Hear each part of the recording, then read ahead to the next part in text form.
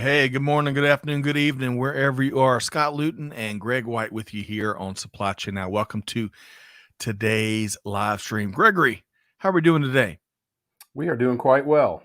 How are we doing? I'm We doing being you. outstanding. Had a great weekend. You got one of my favorite team shirts on, the Atlanta Braves, #1 in the NL East by 11 and a half games. Spent time with family over the weekend. Had a big family reunion on Oh, Saturday. right. Yeah, it was a How did record that breaking. go? Only 7 fights. Now, of course, I'm kidding because mom is tuned in, so I better give it to you right. It was wonderful. It was Yeah, a wonderful that's cool. experience. Well done. Lots of love and great fellowship. How was your weekend? It was quite good. We watched a lot of movies. It's hot Okay. here. Yes, tell me about it. Hot Tell me. here. Well, it's also hot here at the Supply Chain Buzz, right? A live show that Right. comes at all of our global fam every Monday at 12 noon Eastern time. As always, we're going to be discussing a variety of news and developments across global business. And Greg, as you know, we've got a big guest here today in Robert Yturri with FORLOH, who's going to be sharing key insights that business leaders and supply chain leaders got to know about reshoring, right, Greg?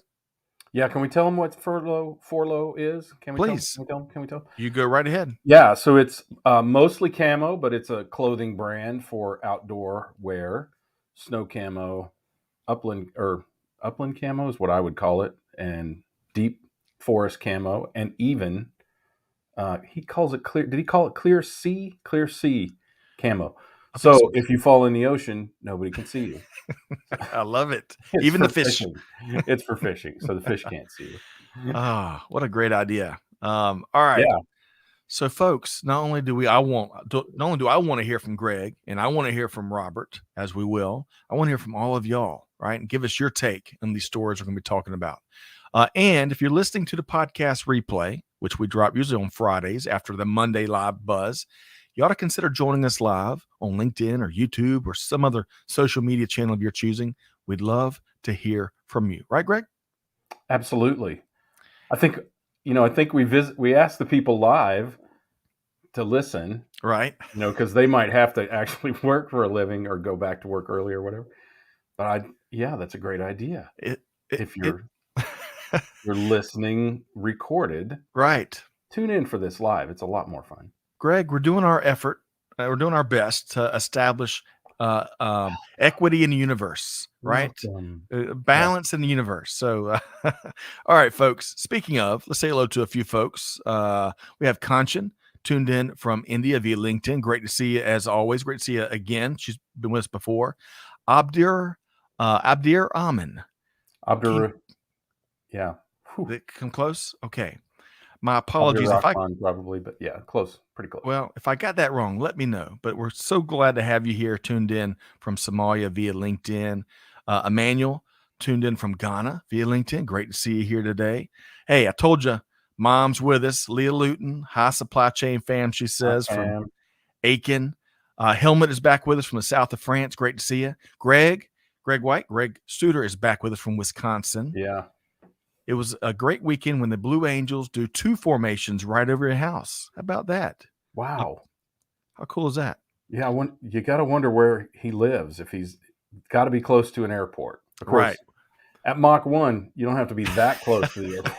I bet it's close to in formation. I bet it's close to Milwaukee because watching the Braves and the Brewers this weekend, they had video of the Blue Angels. So I bet it's close to Milwaukee, Greg. Angela tuned in from North Carolina. Great to see you back with us via LinkedIn. And finally, Rita from Finland via LinkedIn. Great to see you here today. I say that right, Greg? Rita? Finland? Maybe? Rita? Probably Rita. Perhaps? Okay. Yep. Well, great to see everybody. All right. Big show tuned in here today. Greg. In Finnish, though, it's Rita. I got to work on my breathing. Every sentence with a I got to work on my breathing apparatus, my pronunciation. But hey, very Scandinavian thing. Let's offer up some resources to folks. We try to, as folks are trying to navigate their path forward across global supply chain, we got your back. We try to offer up the best and the brightest from across global industry. So you may have caught or with that said over the weekend. Now, Greg, we had a little fun with this edition, with the Open playing out on Sunday, and then of course the women's World Cup, right? Women's World Cup in soccer or football continues. It's got a few more weeks to come. We compared and contrasted what winning successful supply chain strategies and elements of that, and how they meshed with football and golf. And Greg, I think we came pretty close. We got some good feedback and from across our family. Did you happen to give that a read, Greg? I did. I actually read it while I was watching the Open, and it's good. Interesting. I was thinking, of course, I'm an American. Even with the picture, I was still thinking football. Right. American football. But also, quick shout out to Brian Harmon, who won the U.S. Open. Go Dogs. That's right. From a little bitty guy. He's like 5'6", something like that, from Sea Island, Georgia. Well, yeah, from Sea Island, Georgia. Well, couldn't he have made it just a bit more intriguing? I mean, I kept waiting for it to get skinny to a stroke or two, but it was dominant. He was awesome. I mean, every time he faltered, he came right back. Right. From watching or playing enough golf, when you see somebody lose 2 strokes in 3 holes or 4 holes, whatever it was with him, you're like, okay, I got him now. And you could see the rest of the players start to surge, but he came right back with 2 birdies in 3 holes. And you could see the rest of the field get deflated from that point. They're like, yeah, we're running out of holes. We can't catch this cat. Resilience. Oh man. And missed that one. He only missed 1 putt inside 10 feet the entire tournament. He was 54 for 55. Wow. On 10-foot and inside putts. Man. And that last putt was a knee knocker. That 6-8 foot putt was that was tough, but he's a hell of a putter, isn't he? He's a grand champion now for sure. Folks, golfer of the year. That's right. With that said, join the almost 22,310 subscribers, aka the cool kids. Join us for this weekly perspective that tries to inform and entertain, and of course offer up resources like, Greg, this next event we've got coming up tomorrow. We have a live stream with our dear friend Padu, who's back with us after a couple of years. He's going to be talking about 4 ways to reduce complexity in your supply chain. Greg, there's hardly a more timelier subject these days, huh? Yes. And good luck with that. Actually, we're going to talk a little bit about that today, aren't we? We are. Reducing complexity in your supply chain. Well, at least we hope it reduces complexity in your supply chain with our guest. That's right. So stay tuned as Robert Yturri will join us about 12:30. And join us tomorrow, again, for this live stream. Bring your perspective, pack a sandwich, as Padu joins us tomorrow at 12 noon Eastern time. It's Tuesday, July 25th. I was about to fast forward to September. I may be thinking football. I don't know. American football, perhaps. And then coming up on Wednesday, the 26th, we're talking about one of our favorite topics, better demand planning with supply chain visibility with our friends at Optimus. Greg, that should be a good conversation too, right? Well, it's one of my favorite topics. It's boring, but a lot of people think it's really boring, but it is so critical to the success of your supply chain. I love to see in action in those. So, folks, join us for that live webinar. Registration is required, and we'll drop the link in the chat, but join us for each of these live sessions. We want to hear from you. Speaking of, Greg comes back and answers. It was a lakefront downtown. Blue Angels flew out of Mitchell International. Oh, okay. The 128th Refueling Group is stationed there. Good stuff there, Greg. Yeah. All right, so, Greg White, we're going to shift from resources to our global fam here to our first news story here. Now, this headline, this is an interesting one. We've organized, strategized. Now it's time to pulverize, says Teamsters Union president ahead of looming UPS strike. Now, Greg, pulverize, I'm thinking of like a really rough piece of meat that you pulverize in a kitchen. I don't really never really thought about that from a negotiation standpoint. But let me share a couple of factoids here, and then I'm going to get your take on this. So, reportedly, about 95% of the labor contract, as labor contract negotiations continue between UPS and the Teamsters, well, about 95% of that contract has been successfully negotiated as talks pick back up this week prior to the July 31st deadline. In fact, they're going to resume tomorrow, Tuesday, the 25th. The main snag still appears to be compensation for part-time workers. As I shared this incredible, very quotable headline there, that was Sean O'Brien, Teamsters president, sharing over the weekend. Now, get this, Greg. Mm-hmm. Dr. Alan Amling, who's been on our show a handful of times, always enjoy his perspective. He spent about 30 years at UPS, including in the upper echelons of leadership. Now, he warned last week on LinkedIn that there just isn't enough time for the Teamsters to be able to ratify a contract in time, even if they reach agreement this week, unless Sean O'Brien allowed an extension to accommodate the negotiation and then a ratification. And then, let me add to this, Greg, what he shared earlier today. Well, and I'm not going to be able to pull it up. But anyway, what he shared earlier today I thought was interesting, Alan Amling, that what they set to resume talks Tuesday, they already know one of two things. Either the contract offer that both sides are going to be talking about is good to go, and it's so good it's going to be agreed very quickly, or the strike is going to happen and both sides know it. But Greg, I can't wait to get your thoughts of what's going on with these negotiations. Well, I mean, you should expect words like pulverize out of the Teamsters, and especially Sean O'Brien, because he's a punk.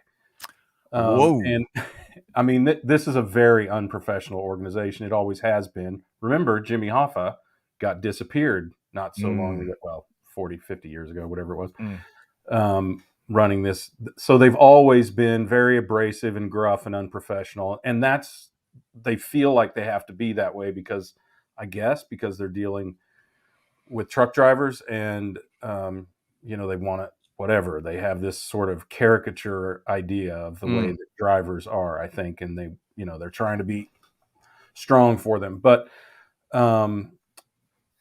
this is let's face it, the Teamsters have already backed off. They have yellow freight on the verge of bankruptcy, and that would sacrifice about 20 or 30,000 driver jobs if they push them over the edge. So some of the other knowledgeable wisdom, like Dr. Amling, are saying that they are pushing yellow so far to use it as leverage for the UPS to say, we're not afraid of the big bad wolf, right? But the truth is, all these jobs are going to be automated in 10 years anyway. So, the only thing they could do at this point is accelerate that. And when immature people are faced with stress, they do crazy things, and that's Sean O'Brien. So I think regardless of that, my guess is that the Teamsters will do with UPS as they did with Yellow, which is give them some grace, a grace period or whatever, to get things settled, because they don't want to be responsible for putting, I don't even know how many drivers it affects at UPS. Do you know, Scott? I didn't. 340,000. Okay. So they're already going to put 20 or 30,000 on the streets when they bankrupt Yellow Freight. And they don't want to. That would be a very, very bad look, not only to the public, but also to their members. In fact, lawyers are contacting Yellow Freight drivers and telling them of their rights to rescind their union citizenship. Otherwise, they have to strike if the Teamsters call a strike.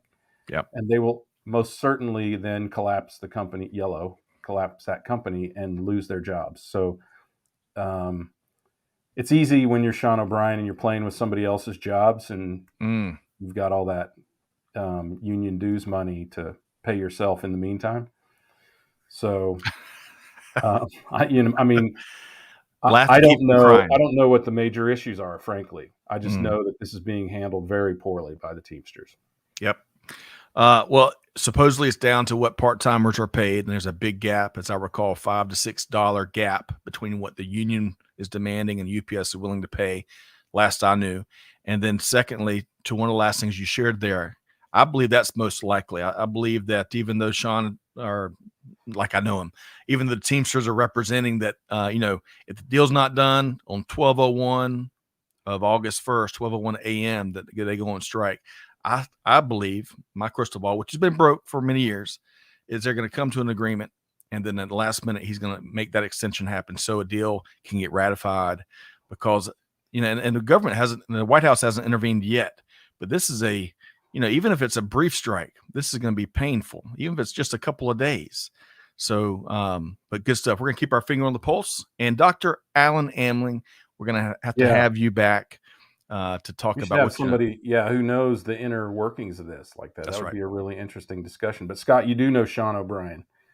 Every bully you ever encountered with false bravado is Sean O'Brien. Like, he's just one with a microphone. Ah, man. Okay, Greg, as always, I appreciate you keep it frank. You don't pull any punches, and that's what folks expect from us. So we're gonna keep our finger on the pulse, and we'll be back with updates on that story. Let's move to a little, I would say, an easier topic, but it's they're messing around with our candy, so this may be a tougher topic. So get this, Greg. In our second story, oh sugar, sugar, dun dun dun dun dun. That's all I know of that song. The Archies, right? The Archies, yes, that's right. So, as reported here by the Wall Street Journal, U.S. candy manufacturers are feeling pain with high pricing, low supplies, and policy restrictions when it comes to sugar. So, Greg, did you know? I didn't know this. The United States agricultural policy requires that domestic companies buy at least 85% of their sugar purchases from domestic processors, which allows, of course, with my simple Aiken, South Carolina math, allows for about 15% from foreign suppliers at a low tariff rate of just under $4 per kilogram. But for companies that source more than that 15% from foreign providers, that tariff jumps from just under $4 per kilogram to, hang on a second. No. Let me back up here. 3.66 cents per kilogram is the low tariff if you stick it at 15% or below. If you go over that 15%, it becomes 35 cents per kilogram. 10x it, baby. That's right. Man, Monday at math is a bad combination for me, I guess, here. So, but small problem, as U.S. sugar is incredibly expensive. For example, U.S. raw cane sugar prices climbed in May 2023 to their highest levels, Greg, since January 2011. Highest levels in 12 years. And overall, U.S. sugar supplies are really tight and expected to decline over 2% in the next crop year. So, and by the way, Jerry says he hates that song. Jerry, I don't love the song. I used it as just a little segue there, so I'm kind of with you. It's not one of my favorites either. So what does all this mean? A couple of examples, and Greg, I'm going to get your take here. So Spangler Candy Company, which we've talked about here before, who based in Ohio, normally produces 250 million candy canes for Christmas each year. Well, last year they were only able to produce 200 million. Man, 50 million gap there. Atkinson Candy, based in Texas, went through a dozen suppliers before they found their sugar supply that they needed. President Eric Atkinson of Atkinson Candy was quoted as saying, "We were down to the point where we were about to run out of sugar, of course, and we would have been going to Costco." So, of course, this part they may have gotten a really good price at Costco. That's right. You just never know. You never know about good old Costco. We're big fans. So, Greg, tell us your thoughts here on the sugar industry. Immediately on this shortage, I was reflecting on last year at this time when we were talking about the lack of cacao or chocolate, right, for Halloween, and what a disaster it was going to be. Did anyone notice? Other than prices, I don't think so. But I think what happened was people bought a lot less candy. It seems like I read that somewhere after Thanksgiving or after Halloween. So I think it will be similar. We'll see prices go up, candy goes down. It's economics. the sales of candy goes down, and you'll see a lot fewer people given fewer chunks of candy at Halloween. And being a kid who grew up in a trailer park, you'll see a lot fewer trailer park Christmas trees with their typical ornaments, which are candy canes. At least that's the way it was when I was a kid, because they are really cheap ornaments and also edible. Well, arguably edible. Anyway, so I think demand will go down. It's really interesting. Do you ever wonder? I mean, if I was thinking it, I would say it. Do you ever wonder, though, if they don't do this every year to kind of pump prices or justify prices going up? Because it seems like a possibility. Yes. Look over here while we do this over here. It's kind of or here's why we're doing this over here. Remember that article we put out 3 months ago? Right. Look here. Natalie says, hey, this is unfortunate, but not a horrible thing for health reasons. You know what? It is really interesting. Even America is trying to get healthier, and I think it is this kind of thing that could push people that direction. Good point. Even smokers, a few, quit smoking when cigarette prices exploded. They sure did. Look, Piyush says, yes, sugarcane farmers have really strong lobbyists. And that's a great comment, because as the article with the Wall Street Journal went on to talk about, there are some forces running amok to try to change these agricultural policies that the government's put in place. So we'll see. Greg, your last comment there. I guess I love me some candy, but the last thing that I'm worried about is candy and whether there's going to be enough of it. And sugar. I'll just eat less sugar. Yes. Which is probably better I can't remember who said that. To her point. Yes, Natalie. Is a very good thing. Yes, Natalie. Oh, yeah. Well, Greg, my kids are demanding a press conference this afternoon. Are they? Yeah, for answers to their questions, because they're really concerned about the supply. But we're gonna tamp down those concerns and make sure they understand that it's not always what you read about. So we'll see. All right. So Greg, we have talked UPS and that ongoing negotiation. We've talked candy, and hey, as long as I keep getting my access to my turtles, especially dark chocolate turtles, man, those are just about the best you can find. I want to pose one more thing to you here. This is kind of a fun topic. Well, hang on a sec.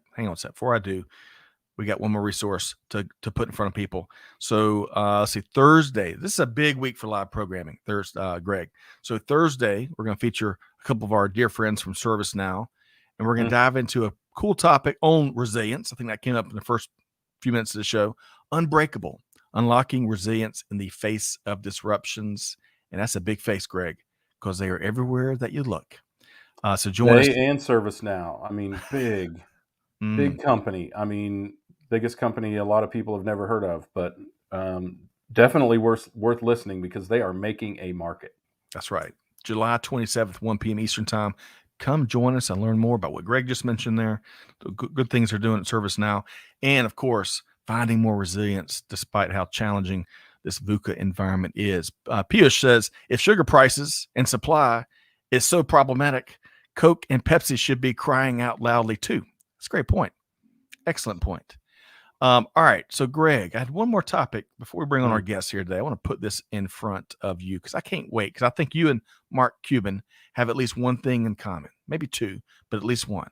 We got lucky when we sold our companies and made a lot of money. Maybe. That's one probably. But hey, before we bring on our guests, I want to hit this popular interview with Mark Cuban over at on CNBC. So Cuban hates meetings and says people overmeet and they overcall. In fact, as the article points out, research from Microsoft says that people are in 3 times as many team meetings each week today as opposed to February 2020. Now, in particular, well, I'm going to bite my tongue there. Teams is challenging. Teams is challenging for me. But Greg, going back to the meetings. I don't think they mean Teams meetings. I think they mean team. I think both. Right? They definitely. Does anyone still use Teams? Sorry, Microsoft people. But speaking of meetings, though, the meetings that are the bane of Mark Cuban's existence. Greg, your thoughts? Do we all over meet? 100%. Yeah. And meetings are routinely unproductive because people just say, let's have a meeting. So in my companies, I wouldn't attend any meeting that didn't have a goal and or objectives, at least a goal. I don't need an agenda. I just need a goal. And then we need to make sure that the conversation stays on point toward the goal of having that meeting. If not, I did not attend. So, and I think it was also, was it Mark Cuban or was it Elon Musk?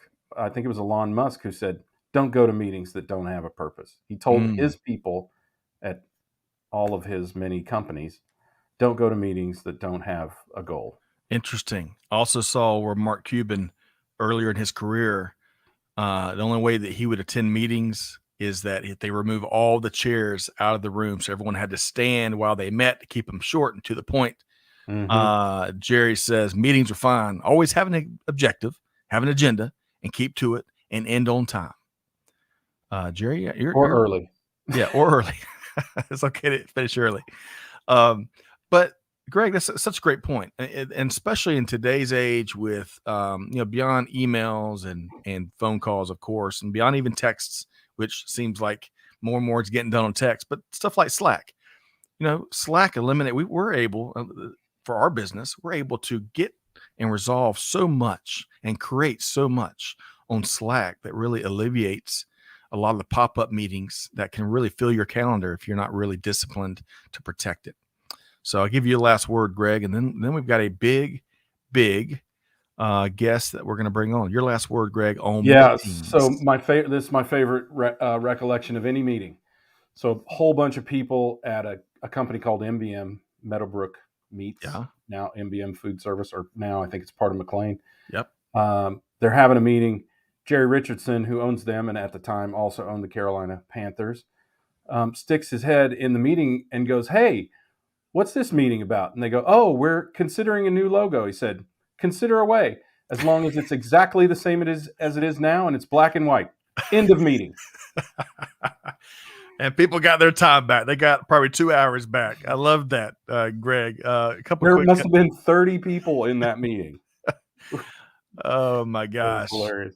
Liz says, was it Shopify who just forced cancellation of meetings and attributed a dollar value to each one? Well, that's interesting. I have to look that up, Liz. I'm not sure. Natalie says, I've discovered I have the benefit of a 10 to 15 minute read of the meeting notes rather than a 60-minute conversation. Most meetings truly can be emails. Well said. Natalie's on fire today. Natalie is on fire. Or text or Slack. I can't believe I'm saying this. It's still not worth what it's worth, what the valuation is, but I think Slack is a good meeting. Okay. I do too. Voider, right? Yep. I'm with you. Asynchronous discussion. So you can accomplish those things rather than breaking into everybody's day. We do it all the time. Oh, and we covered here a year or two ago. We shared this story, and I'm not going to recollect all of it. But Slack became a business after a failed video game project. So the video game project that was being driven and being led by a Slack-like program, the video game failed. But then they got the big idea. We should sell this collaboration tool. And I can't remember the acronym it stands for, but that's what became Slack billions of dollars later. And Greg, Slack's not a sponsor here, but I have found it very effective at eliminating the need for a lot of meetings. And I wasn't a big, I didn't have a lot of buy-in. Then I saw how our team was using it to do just that and create good stuff, big stuff. And it was very convenient. I was like, man, okay, I see the light now. All right. So Greg White, are you ready? I'm really looking forward to this guest appearance we've got here. Are you ready to bring in the one and only Robert Yturri? You ready to go, Greg? I am ready. Strapped in. Let's see if Robert's ready. Yep. You got your socks. You hanging onto your socks. Buckled up. I'm not wearing socks, but thanks for asking. I'm wearing everything else, just to be clear. That's right. Well, hey, let's talk about the hot topic of reshoring with a guest that has has been there and done that plenty of times in his career. I want to welcome in Robert Yturri, Chief Product Officer with FORLOH. Robert, how are you doing? All right. Well, Robert, we've got a little. There we go. Robert, how you doing? I was so engrossed in the sugar talk and the UPS talk that I was making comments out loud, so I had to mute. You were yelling at the monitor, weren't you? Yeah, Sorry about that, Robert. I myself hold up the sugar industry with the amount of Twizzlers I eat. So, Twizzlers. Yeah. Wow. Okay. Yeah. Hadn't heard that in a while. Twizzlers used to have like this ever-present marketing campaign. I felt like I was getting a Twizzler commercial on the hour, but I hadn't seen one in a while, Robert. Well, just hope they keep making them. Okay. That's all I care about. Well, you know what? A lot of people cope with candy. Some people cope with tequila, because today, Robert and Greg, today is National Tequila Day here in the States. So I want to get a quick pulse check. And folks, to all of y'all that enjoy an adult beverage or two, let us know your favorite tequila drink or even tequila brand. And Robert, that's what I pose to you here on National Tequila Day. What is your favorite either tequila brand or your favorite drink that utilizes tequila? Well, first, I just put that in my calendar so that every year I know. You'll never forget it now. And I went into my freezer and actually got my favorite. I'll have to hold it in front of me. Oh, nice. Yes, it's called El Silencio. Okay. You've never heard of the brand. It's a mezcal, smoky. And what I like to do is make I call it a palomino, but it's a paloma with mezcal.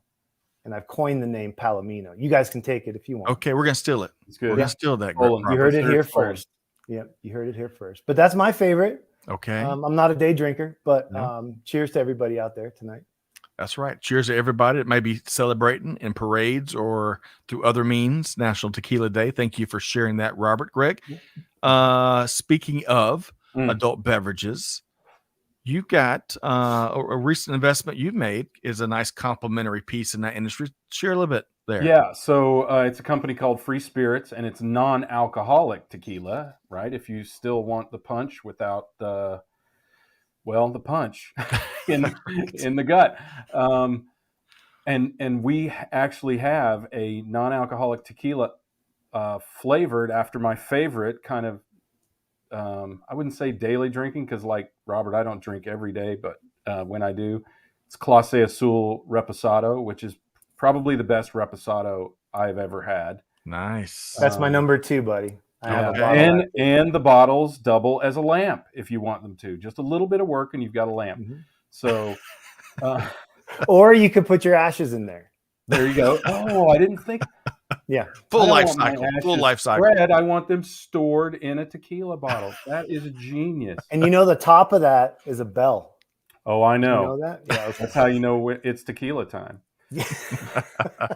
So we modeled our non-alcoholic tequila on that one, and it is caramelly and tasty. And it with non-alcoholic spirits, you use spices to give it the bite, similar to alcoholic beverages. Yeah. And while I wouldn't exactly shoot it, I don't really shoot tequila anyway because it turns out I'm not 15. But it does make a mean margarita or a tequila sunrise, name it. I mean, it is so close when it's in a cocktail. Try the Palomino, Greg. Try the Palomino. I'll do that. I'll do that. Yeah, we're gonna try that maybe this evening. We might wait till the weekend. But it's Palomino, it's refreshing. Scott. Okay, very refreshing. All right, and by the way, we did drop a link to Free Spirits in the chat. You can check out what Greg was just sharing. You bet. All right. So wait. Go ahead, Greg. Sorry. What's yours? Oh, yeah. Come on. Okay, I'm gonna ruin all the party. You don't drink tequila, do you? I'm not a big tequila fan. I had a really I'm not gonna everybody share all has the that secrets. experience. Oh yeah.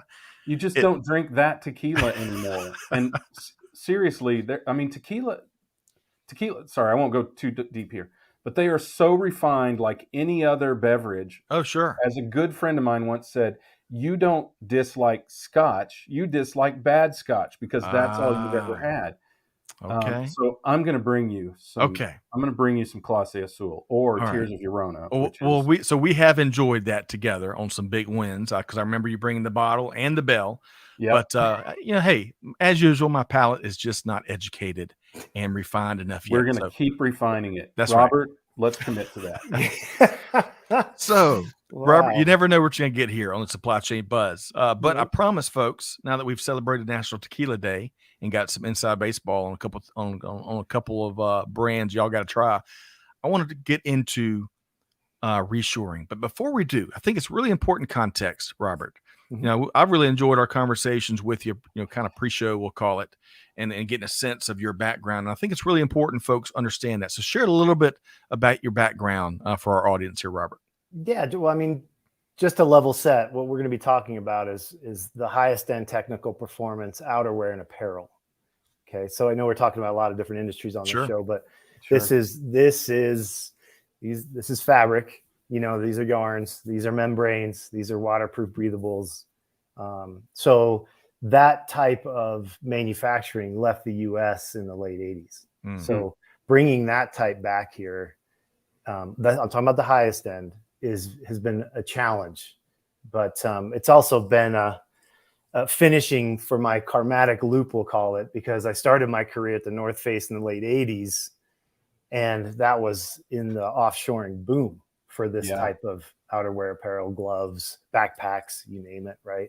So for outdoor pursuits, action sports, skiing, snowboarding, backpacking, mountaineering, etc., those goods left U.S. For obviously lower labor pricing and higher gross margins. So that's where I cut my teeth, right? So I was in my 20s at the North Face in the late 80s when this was a directive, right? And it all made business sense to me, but I didn't really know the impact until 30 years later when I'm sitting here trying to haul this stuff back, right? And so my experience was with the North Face building the highest end technical mountaineering product in the US and then moving it. Same with Black Diamond Equipment, was there doing somewhat of the same thing, but with climbing gear. So now you have a whole new caveat. This is safety equipment, right? So, when you offshore safety equipment, you need all of the certifications overseas. So building testing equipment for climbing harnesses and all that overseas is what I did for Black Diamond. Man, I just thought that was the norm. This is how business is done, right? Young kid out of college, didn't really think about it, right? And so now that I've seen the light, right, trying to bring this back to the U.S., it has been, that's where all of these gray, that's where all these tree roots came from here. Right. It has been both a challenge, but also equally as rewarding. So, building product for 30 years, stuff that people rely on in the harshest of environments, in the craziest of sports you can imagine, right? They count on this stuff as gear. Right. Now bringing it to the US, for me, there's so many pluses over the minuses. Like you have to look past the gross margin gain of, like pennies to the dollar of labor cost, right? You have to look at, wow, I can actually build it, test it in 24 hours. You know what I mean? Yeah. And I can build it in mass in 2 weeks versus a year. So Robert, we're going to dive into in just a second. I'm going to get Greg to respond to some of the things you shared there. But folks, in just a second, you're going to benefit from that 30 years of experience, right? And we're going to get 3 things from Robert that business leaders, supply chain leaders, you name it, you got to know about reshoring. But Greg, speak to, in that just a couple minutes there, Robert dropped a lot of experience, big projects. He's talking about the gray hairs that they all caused him. Your thoughts, Greg, as we get ready to dive a little deeper. Yeah, well, gosh, so many things came to mind. One, thank you for being so diligent with climbing gear and the like, because about that time I was racing mountain bikes, climbing everything in Arizona, Colorado, New Mexico, you name it, Utah. and that sort of thing. So I really do appreciate that. I immediately thought of carabiners and things like that. I know that's probably not exactly what you did, but the harness is your base. It's literally attached to your lifeline. It's literally called a lifeline. So anyway, so first of all, I appreciate that. And then I realized that why do we offshore? We offshore for margin. Why do we reshore? We reshore for quality, right? And in the meantime, we try to adapt to create quality in a high production, high volume, low cost environment, which is, it's antithetical anyway. And then we atrophy all the muscles that made us great at making the stuff. And then we try to haul it back. And we haul it back not only to our own atrophied muscles, but an entire nation's atrophied muscles. We've offshored medicines, right, which used to be made in Puerto Rico and other parts of the U.S. And now they can't do that. And it would and will, and I hope is a huge investment to make that happen. But we still need to make that happen because you still get the best quality where you can control the process, as Robert's talking about, and see it with your own eyes, and and influence the process in motion, not after you've made a run of 500,000 pieces and realizing that they used inferior metals or a poor welding technique or overbent it or whatever, right? Even down to backlog at receiving ports, like we saw in Long Beach, and right, to the effect of COVID, et cetera, right? Yep. So making stuff in the U.S., you don't have that issue. Well, right? So let's see that through. So as we all know, you can't have a conversation or read a headline without seeing reshoring, nearshoring, friendshoring, which isn't my favorite phrase, but I get what's behind it. You name it, right? All part of sorts of conversations going on across global supply chains and actions being taken. But Robert, given that you've been there and done it, give us 3 things. We'll take these one by one that our audience members got to know when it comes to reshoring in particular. Yeah, been there, done. It's tough because I've seen a lot, but I haven't seen it all. And part of my 3 bullet points is honestly to just be patient, because this is relatively new. This is a maverick moment, really, where being an agent of change is more celebrated than trying to copy what you do overseas. That recipe does not work. I'll be honest with you. So what I've learned in this is you're gonna kiss a lot of frogs in terms of U.S. manufacturing to find that prince, and you're going to meet head first into what I call the military wall, which is most of the apparel, outerwear type of manufacturing happening in the U.S. right now is for military, and sadly, I actually think it's subpar quality and needs to be changed in and of itself. But that's a whole nother supply chain topic discussion. But being patient, absolutely the number one thing. And with FORLOH, we've had to be patient. We've had to find that win with the manufacturer. That's another big one. Don't go in there guns a-blazing like you would do in overseas. Chasing a nickel to cut your nose off, right?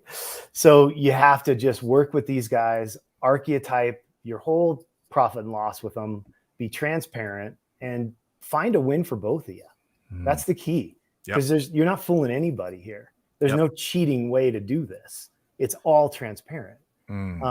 Something you guys will realize as you start reshoring is U.S. manufacturing. You have to bring the IKEA box. You have to bring everything.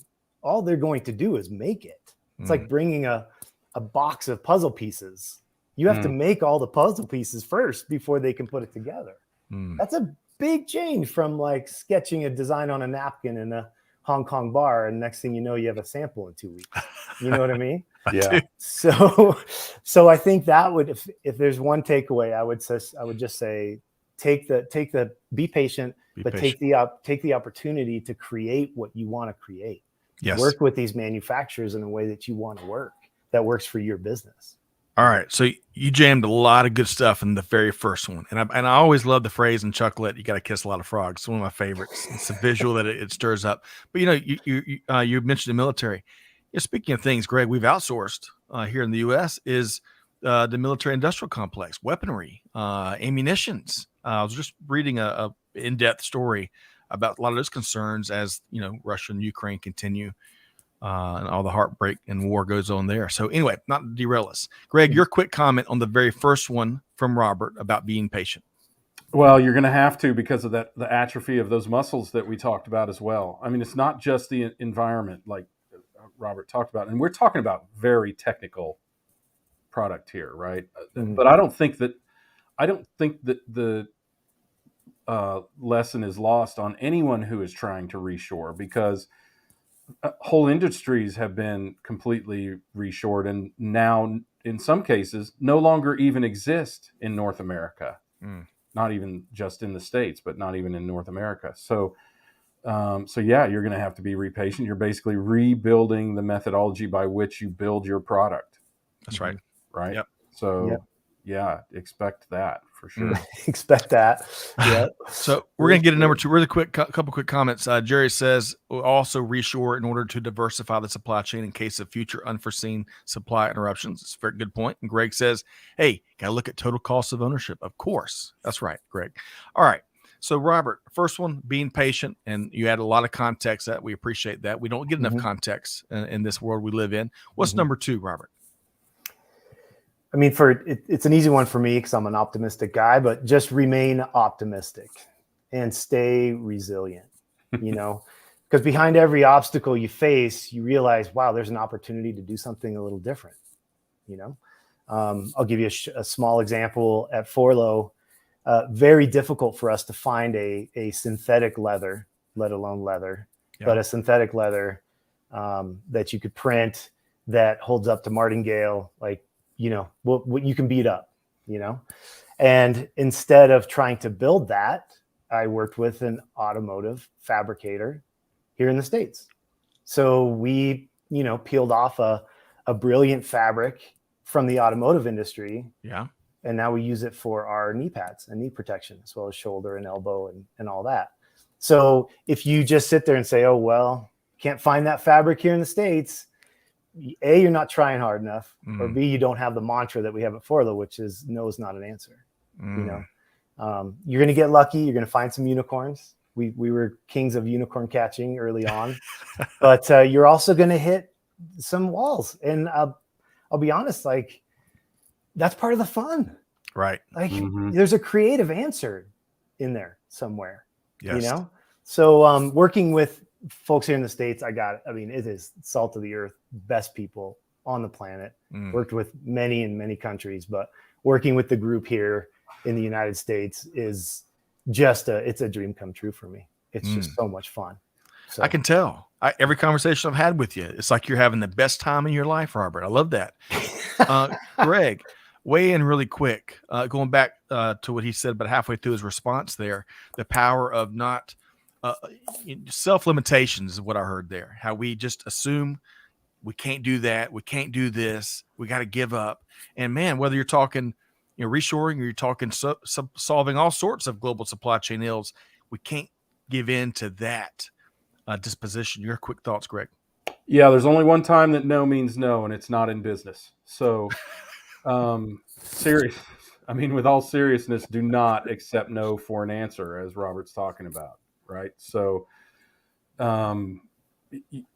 there's always another way. Well, if we can't do it this way, could we do it that way? Or do you know somebody who could do it, or whatever? So worked with a lot of product companies who, for a lot of reasons, either are reshoring or are starting up by producing their goods onshore. And, it's a premium. You're certainly going to pay a premium, but it depends on how you want to define your market.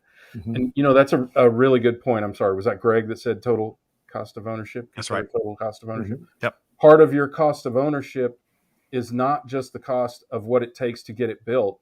It's not just the cost of what it takes to get it here. It's the cost that it could impart on you if you can't do either of those things, get it built or get it here on time. Right. I think people forget we focused for so long on this in supply chain on the bottom line that we've forgotten about it only is a top line because of the supply chain. All we do is deliver everything that's sold. It's a very simple business. So so simple. If you think of your cost of ownership as the cost of lost sale as well, right? Yep. I mean, you have to think about the risks that you're imparting in your supply chain because of your desire to be a low-cost supply chain, right? I will say this over and over again until I die, Robert. I'm sorry, but this is not a cost-saving exercise, supply chain. It is a risk mitigation initiative. Yeah, the cost of the invisibles is what I use a lot. Ooh, I like that. Yeah, it's the invisibles that people don't think about, Robert, I'm going to steal that from you, and I might owe you a small commission as we use those. Cost of invisibles. From Palomino. Yes. That's right. Cost of invisibles. All right. So, Greg and Shakespearean, I love what you just shared there about what supply chain is, and that reality check. So, Robert, all right. So the first one, if I'm keeping, I'm a little bit behind, I'm a little bit slow sometimes, but the first one was be patient. The second one was truly remain optimistic and don't fall into the we can't do that crowd, essentially. And what's the third one that folks got to know when it comes to reshoring? Well, I can speak to the right here and now.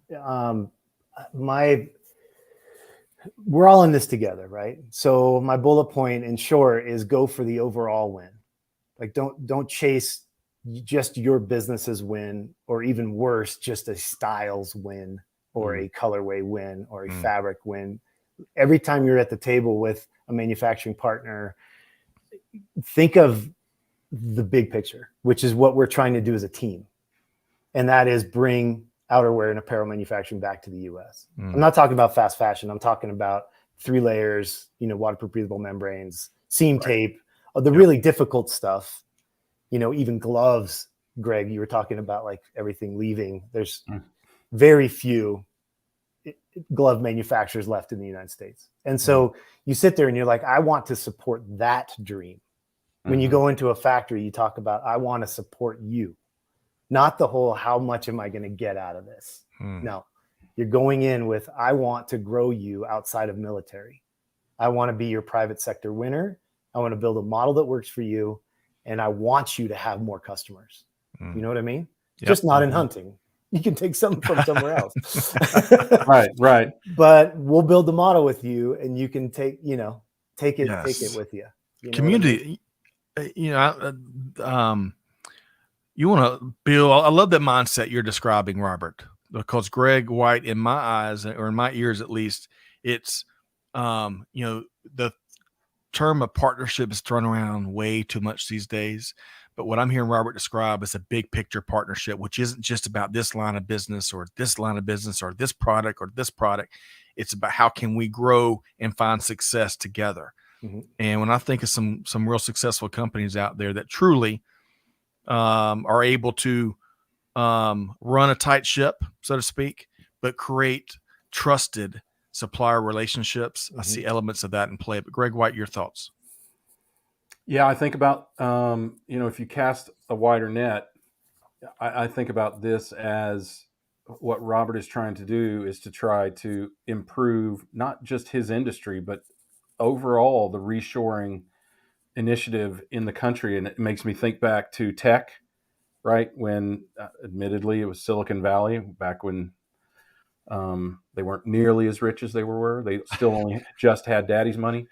But they created an ecosystem that supported one another, right? Even when they competed, and so often they didn't. And I think about all these healthy alternatives. Like, sorry, I'm not pitching, but it just made me think of this. This free spirits thing is in the middle of this healthy alternatives, but still fun kind of industry, right? Where people are drinking less and they're eating less sugar, except for me and Robert, and yeah, because I'm the healthy one here, Greg. And that's right.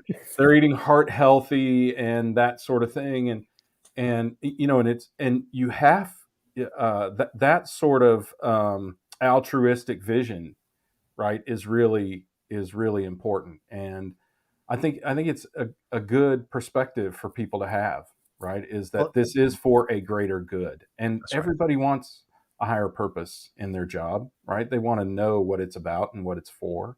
Mm-hmm. So I think that's a great perspective to have. Well, I also feel like it's the only way we'll succeed in this endeavor. One small hunting brand, it's not going to do it. You know what I mean? So we're going to need help, and there's very few of us out there that are brave enough to try to tackle this. So why not help each other out? Love it. And that's our philosophy.